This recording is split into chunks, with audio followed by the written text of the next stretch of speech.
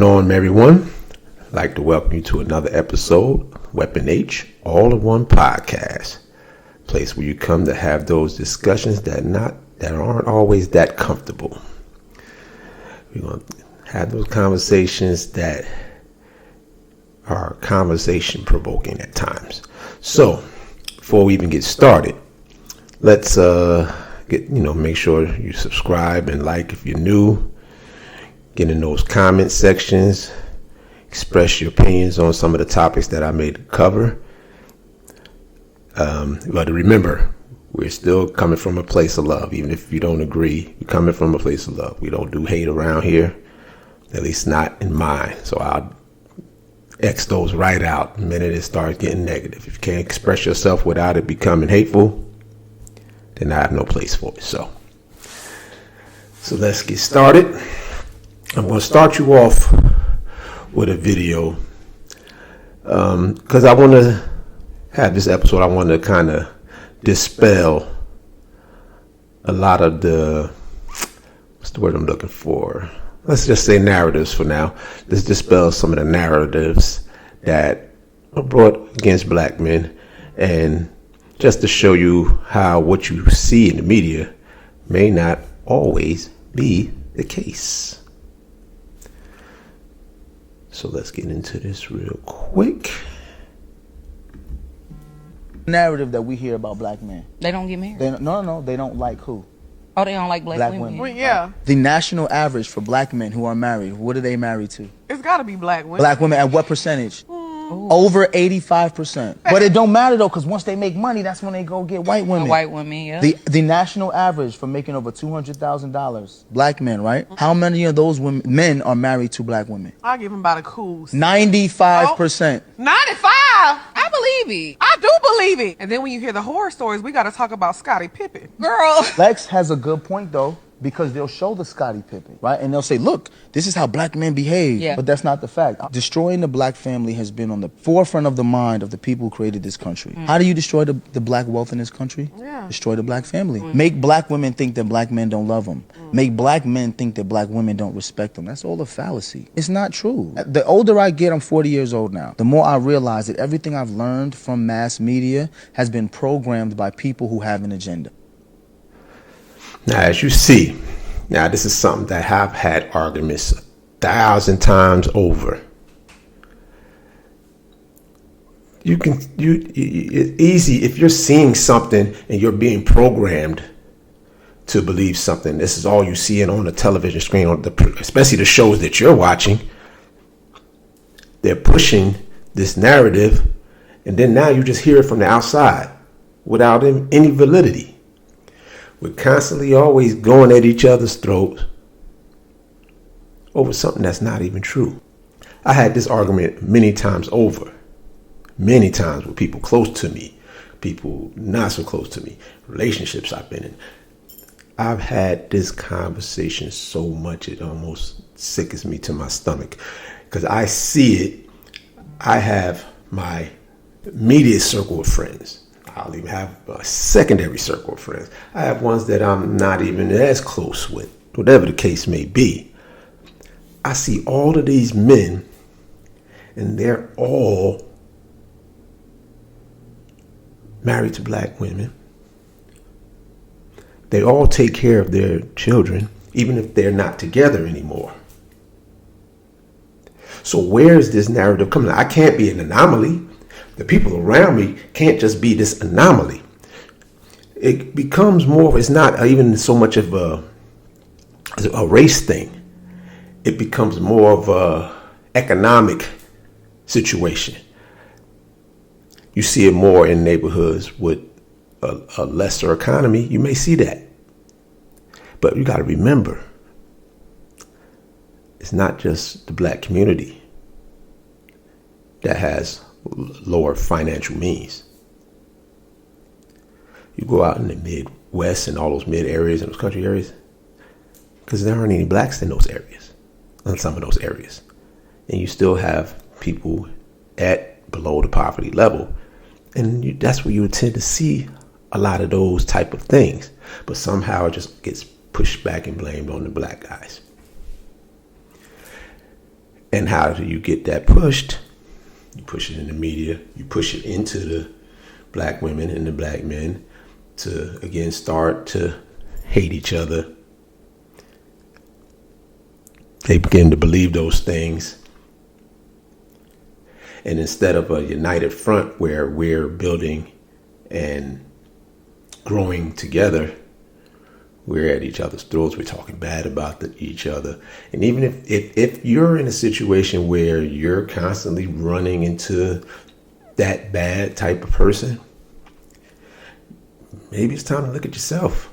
Or even if it's not even so much yourself and the trauma and the things that you dealt with, maybe it's the area. Maybe it's just the environment. Maybe you may have to try to change the environment if it's possible for you.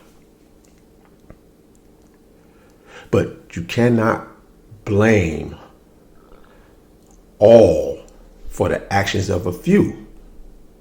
And that's what is the thing that actually gets under my skin and ticks me off the most, is when you blame a whole for the actions of a little.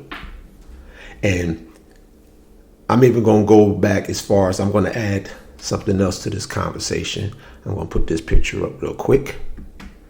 Now, when I first saw this picture, the first thing I thought was, oh yeah, that's dope. You know, it was a thing of women standing in unity, black women in unity. You know, they put the little 92% on one of the ladies' shirts there, got the American flag, and they watched everything burned up, you know, due to the election. That was cool. And then I got down into the comment section.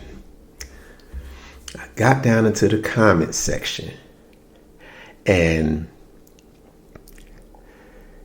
that whole narrative of it's because of black men why their candidate did not win. And I have a huge problem with that.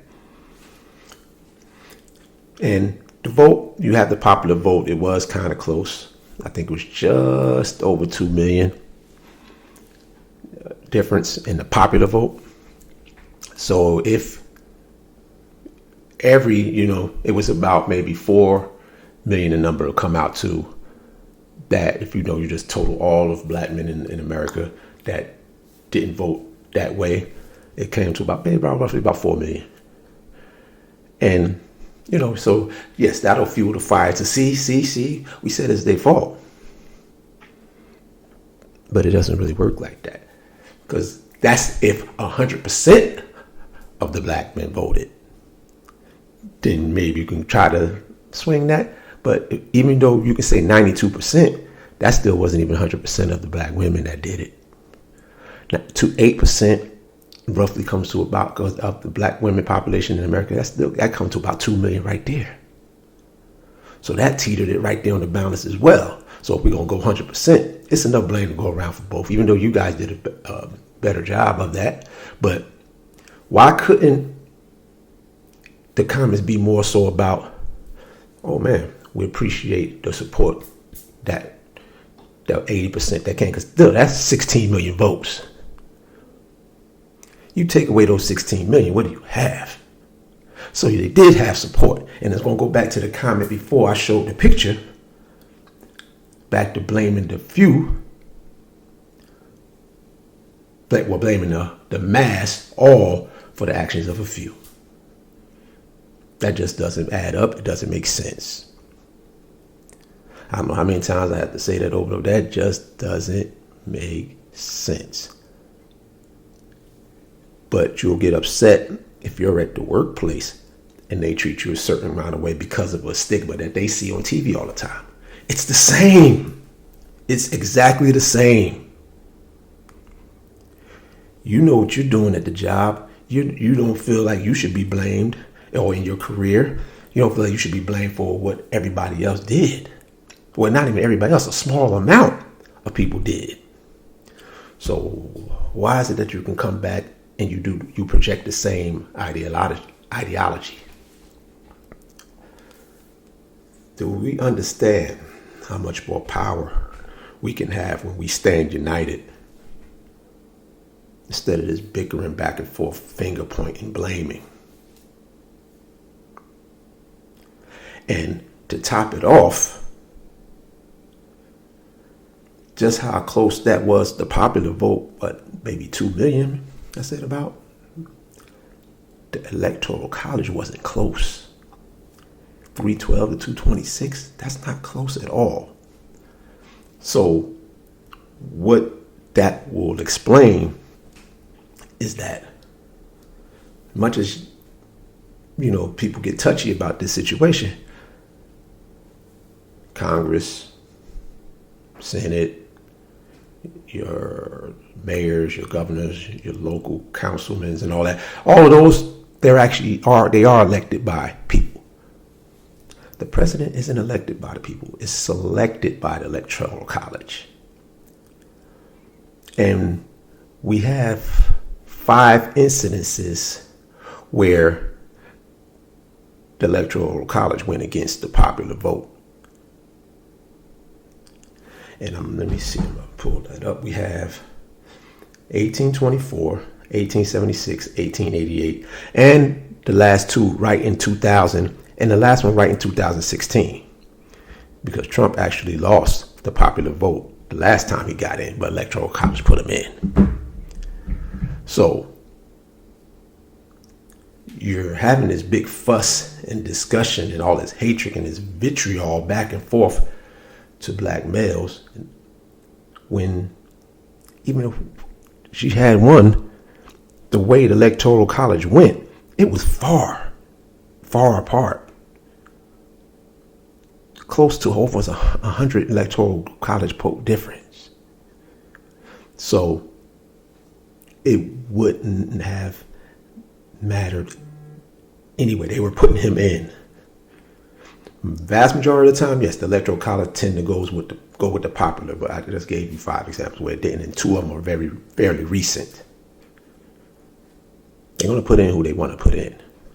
And yes, that doesn't mean don't cast your vote, but I'm not going to